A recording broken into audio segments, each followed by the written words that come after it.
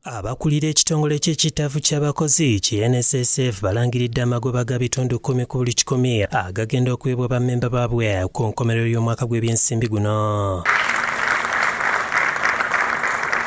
Amagoba gano galangiriddwa Minisita w'ebyensimbi Matia Kasaija mu lukuŋŋaana lw'omulundi ogw'e11 olw'ekitaafu ky'abakozi. Buli 100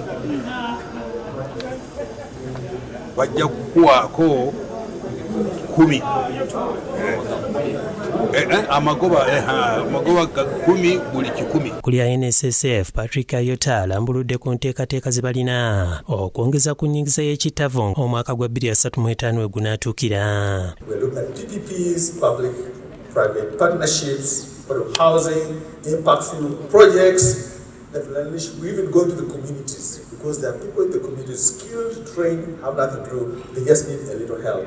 And they'll begin saving with the fund. Download the app on App Store or Google Play Store now. Vision Digital Experience, the future of media.